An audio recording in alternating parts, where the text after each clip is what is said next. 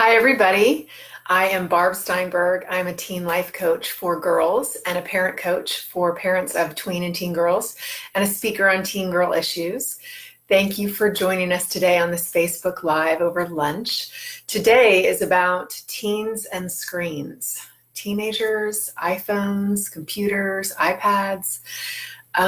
If you're anything like me, I happen to live with a teenager, and I find myself constantly saying, put down your phone, put down your phone, put down your phone, to the point that I'm annoying myself. I can only imagine how much I'm annoying my teen. So if you are like me and you're finding yourself struggling with boundaries when it comes to screens, this today would be a great discussion. So of course, as always, like any comment that you hear today, share any question that you have. This is a big topic, teens and screens. We could probably talk for, at least 2 hours and not cover everything regarding screens and teens. But today we're really just talking about healthy boundaries around it as one important part of this kind of new world that we're living in. We are the first generation of parents, and our kids are the first generation of kids that are growing up with these devices in our hands at all times. And so we're really learning as we go how to manage this and what's good about it and what maybe isn't that good about it.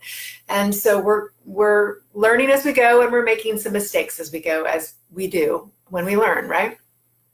I think that there's a great quote from a scholar. Her last name is Boyd, B-O-Y-D, and she studies teenagers and the effects of technology in their lives.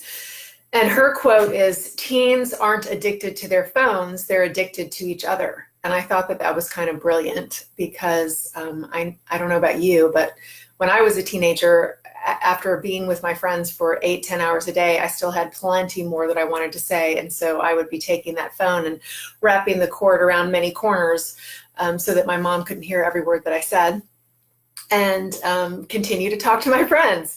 So it's not all that different, only that they have direct access almost at all times, depending on the rules in your house.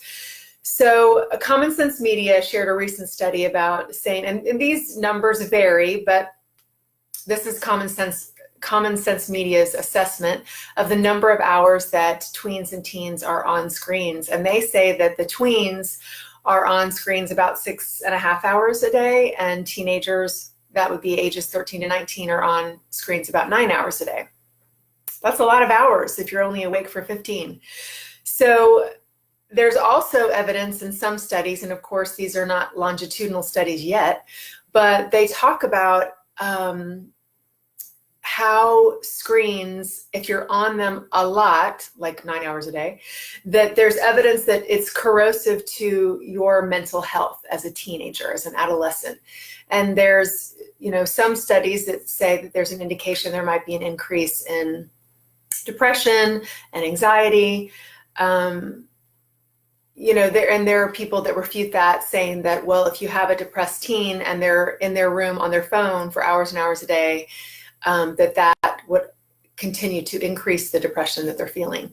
We know from the girls that, we live with and we work with, that not getting enough likes and not getting enough comments and people not responding to the picture that you posted, or seeing events that are being posted that you haven't been invited to, we know that impacts girls in particular, their mental health, and can cause anxiety and sadness and worry and so on.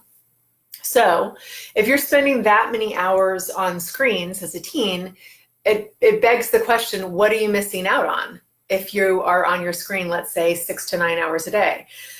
So we know that they're missing out on in-person connections, face-to-face connections, and that is being exposed to that on a regular basis really is what helps our girls to become competent and confident and comfortable communicators. It's also, they're missing out on reflection time. So quiet time, downtime, which is so vital to our adolescent girls that are having a lot thrown at them all at once every single day. And it's good for them to have. I'll give you an example. So in my house, my 14-year-old likes to come home, and his first thing to do is to take a bath. And I know that is really his kind of downtime, his way of just chilling out after having a day of a lot being demanded of him. And I mistakenly didn't realize that he was taking his phone into the bathtub with him. So I decided that a new rule was now put into place, and that is, no phones when you're taking a bath. And the reason, and I explain, I'm not putting this rule into place just to be mean and annoying and not let you do what you want to do, but I want you to have downtime and time to reflect on your day and to think about what's going on in your life and how you feel about it. So he doesn't love that, but he gets it. So I don't get a lot of pushback since I gave him the why on that. So what are they missing? Reflection time, downtime, rest time, just to chill out and hang out on their bed, read, do nothing. Those face-to-face in-person connections. Also, boredom comes, when you don't have something to do, like that constant, the draw of the phone can be constant. And if you've got something in your face entertaining you and giving you stimuli, there's no time to be bored. And boredom, a lot of good things can come from boredom, new ideas, new hobbies. So it's important for balance to take place. So when having a discussion with our kids about phones, we can't be, well, it wouldn't be wise to be totally negative about it, because then their ears just close up and they're like, okay, well, you see nothing good about something that I love. And so I don't want to listen to this conversation anymore. So we've got to come into these conversations really owning the positive things about having these devices to connect. Because of course we are social beings as human beings, and we all want to connect. And that's a good thing, that we can connect in easier, more instant ways if we want to. And we also want to talk to them about sacred spaces, or the times that you don't need to have a phone in your hand or a device, and why that is. So some really common places to say, okay, these are our sacred spaces in our family where we're all going to put down our devices and just be present. So some of them might be during meals, whether you're eating at home or out at a restaurant, everybody puts their phone away. In short car rides, this is a very unpopular limit and rule in my family. A lot of kids that get in my car are kind of shocked when I say, okay, we've got a 15-minute car ride from school to home, so let's all put away our phones and actually talk to one another. You would think I would say, hey, why don't we all get root canals together? They're blown away that I've suggested that. But they listen, and we always have great conversations. I shouldn't say we. I do more listening when I'm in the car than talking. And okay, so if everybody's out exercising, let's say, we're all on the trampoline, or we're going to go for a walk in the neighborhood, or we're going hiking as a family. Those are the times that we don't need to bring a phone. It's just unnecessary. We don't need to take a picture of every tree that we see along our hike. Also homework. That would be a good time to put away a phone. I know that there might be some times that we need to be flexible with that in case they need to text a friend and ask about a homework assignment. But in general, the girls that I've worked with in coaching, that phone, having them with them when they're doing homework, is really more of a distraction than a help. And so we talk about how long can your brain function doing homework, and when will you need a break? How long do you want that break to be? Could you use your phone to just check in and chat with your friends during that break? So homework is a reasonable expectation to not have a phone with you at all times. Driving, of course, activities that you need to have focused attention. What else? Sleeping, of course. So the bedroom is a great place. You can decide whether the bedroom is off limits for phones, or if it's 30 minutes to an hour before your teen goes to sleep, that's when phones get put into, maybe the parents' bathroom, and that's where they charge overnight, so that their brains can have some rest and some downtime from that blue light in order to be able to go to sleep. I'm always shocked when I pick up my son's phone in the morning and I see how many Snapchats and texts and everything that kid has while he's sleeping. It's shocking. So, and then also, having a time that everybody turns in their phone at night. So, maybe bedtime is at 9 and phones are turned in at 9:30 and phones are turned in at 9. And that 30 minutes is a time to do whatever you want. Read, rest, go to sleep, which is what I found happens in our house when the phone's taken away. So one of an important piece of this puzzle of creating boundaries and healthy boundaries with phones and screens is for us as the adults to role model this, right? So when we're driving, we're not on our phone. And when we're eating, we're not on our phone.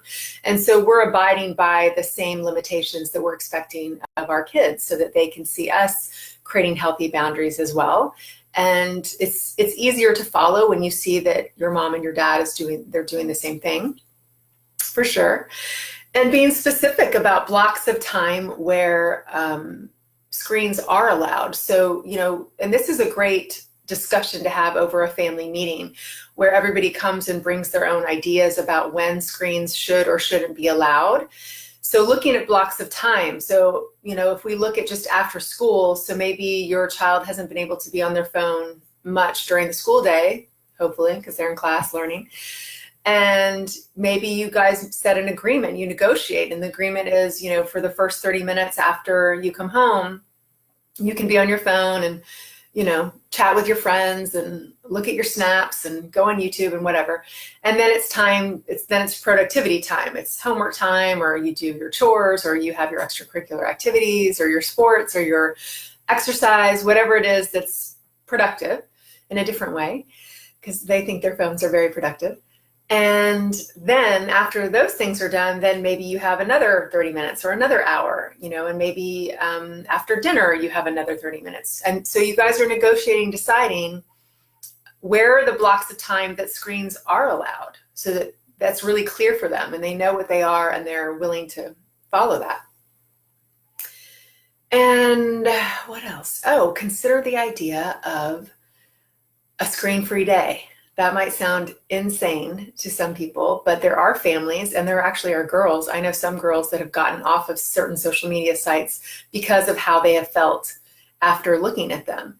So people are capable of setting limits in this way. Maybe you have a screen-free Sundays, or maybe you have one day a month where it's screen-free, and you play with that and see what it feels like, and if it works for your family, if it benefits your family, and if it's doable. And then, you guys decide as the parents, okay, so what do we think is a good amount of time on screens a day? What would we be comfortable with? Is it 1 hour, 2 hours, 3 hours? Knowing that you want to create a balance so that they have enough time away from phones to do the things that they need to do, such as, academics and extracurriculars and sleep and grooming, things like eating. So kind of looking at their day and then figuring out like, okay, well, other than school, how much time do they even have to be on their phone? And then what do we think is healthy? What is the amount that we think is healthy? And then talking with them about that and why you believe that that's healthy. And then where are those blocks of time that they can be on the phone, and where are the times that are sacred to not be on the phone? So it's us learning together as parents and kids how to create health around these new, very attractive devices that do bring us a lot of pleasure and a lot of things that we're seeking. So hopefully these ideas have given you either reminders or some new ideas and things to think about and implement. And if you do, I'd love to hear whether they're working or not, if they've helped, which of course I hope that they do.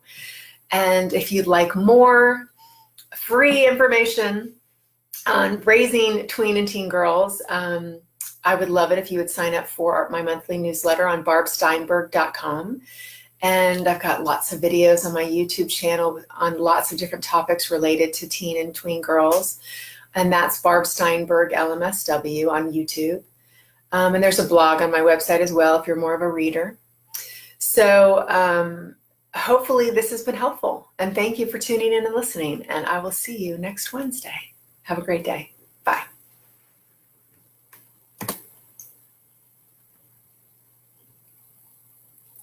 So now you'll be able to choose if you want to save it or delete it.